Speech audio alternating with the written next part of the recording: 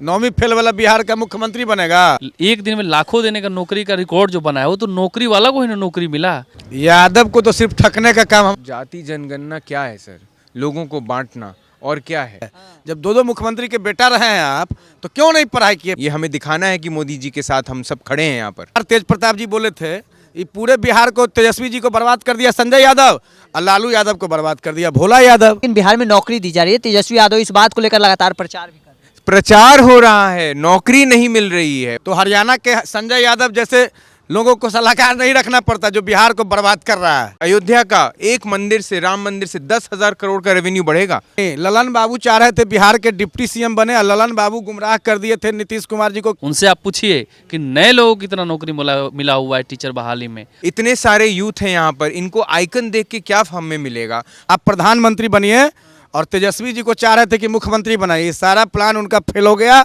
24 का इलेक्शन आ रहा है, उसके लिए तैयारी चल रही है। नहीं पढ़े थे तब ना चारा घोटाला में फंसे और चारा भी खाए। लोकसभा चुनाव जैसे जैसे नजदीक आ रहा है ऐसे में अलग अलग पार्टियों के अलग अलग प्रकोष्ठों की बैठक की जा रही है। भाजपा युवा मोर्चा का भी बैठक किया गया है। हमारे साथ युवा हैं, हम उनसे बातचीत करेंगे। पदाधिकारी भी हैं भारतीय जनता युवा मोर्चा। किस तरह से देखते हैं, क्या कुछ दिशा निर्देश दिया गया है बैठक में? हम देखिए, हम लोगों को अपना 24 का इलेक्शन आ रहा है, उसके लिए तैयारी चल रही है और ज़ोरों शोर से हम क्योंकि युवा मोर्चा के फोर्स हैं बीजेपी के लिए, हम लोगों को दायित्व मिला है कि अपने अपने निर्देश अनुसार अपने अपने जगह जाना है। जो वहाँ के जिला अध्यक्ष लोगों के साथ मिलकर सारे युवाओं को अपने साथ मिलाना है। 12 तारीख को हमारा बहुत बड़ा कार्यक्रम हो रहा है। स्वामी विवेकानंद जी के जयंती पर जो यूथ दिवस की तरह मनाया जाता है, तो उसमें हम लोग ज़्यादा से ज़्यादा मात्रा में यहाँ पे पूरे बिहार के कोने कोने से यूथ को लाएंगे और दिखाएंगे कि हमारे बिहार प्रदेश में यूथ हमारे साथ हैं। ये हमें दिखाना है कि मोदी जी के साथ हम सब खड़े हैं यहाँ पर। आप कह रहे हैं कि युवा मोदी जी के साथ खड़े, कहीं ना कहीं तेजस्वी यादव भी युवा हैं और युवाओं के लिए आइकन है बिहार के युवाओं के लिए। देखिए, आइकन हो या ना हो वो हमको नहीं पता है, लेकिन हम भी यूथ हैं और मुझे लगता है आप भी एक यूथ हैं। आप क्या देखते हैं? आइकन कि हमारा काम जहां हो। हम लोगों को अपना काम देखना है, अपना भविष्य देखना है। हर यूथ को, इतने सारे यूथ हैं यहाँ पर, इनको आइकन देख के क्या हमें मिलेगा? हमें देखना है जहाँ हमारा काम होगा, जहाँ हमारा प्रदेश जैसे आगे बढ़ेगा। ये बिहार वहीं का वहीं रह गया है सर। और आगे बगल में हम बिहार और यूपी में क्या अंतर था? बिहार में नौकरी दिया जा रहा है, यूपी में नौकरी नहीं दिया जा रहा है। यूपी में मंदिर बना रहे हैं। यूपी में मंदिर बना रहे हैं। अच्छा ठीक है, हम आपको एक इकोनॉमिक्स बताते हैं। एक मंदिर जब बनता है एक जगह पे, आपको एक सुनसान जगह, कोई बंजर जमीन है, वहाँ पे जाके अगर आप मंदिर बनाते हैं गांव के पास, तो वहाँ लोग जाते हैं कि नहीं जाते हैं? आप बताइए। जाते हैं। लेकिन बिहार में नौकरी दी जा रही है। तेजस्वी यादव इस बात को लेकर लगातार प्रचार भी कर रहे हैं। प्रचार हो रहा है, नौकरी नहीं मिल रही है। वो पुराने थोड़े से जो बचे हुए हैं उसको ही भरा जा रहा है, कोई नई नौकरी नहीं मिल रही है। और एक मंदिर से, उस वाराणसी अयोध्या का एक मंदिर से, राम मंदिर से 10,000 करोड़ का रेवेन्यू बढ़ेगा। आपको अगर अंदाज़ा है तो समझ लीजिए। वहाँ के लोग, वहाँ पे नए होटल्स खुलेंगे, एयरपोर्ट बन रहा है, स्टेशन का फिर से इनॉग्रेशन हो रहा है, नए तरीके से बन रहा है।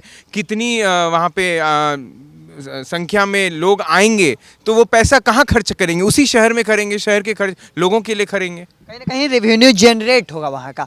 लेकिन बात बिहार की करें तो तेजस्वी यादव लगातार अलग अलग काम कर रहे हैं, अपने वादे को पूरे कर रहे हैं। चाहे वो जातीय जनगणना की रिपोर्ट हो, चाहे नौकरी को लेकर हो, तमाम ये बातें खुद तेजस्वी यादव कर रहे हैं। तो जाति जनगणना क्या है सर? लोगों को बांटना और क्या है?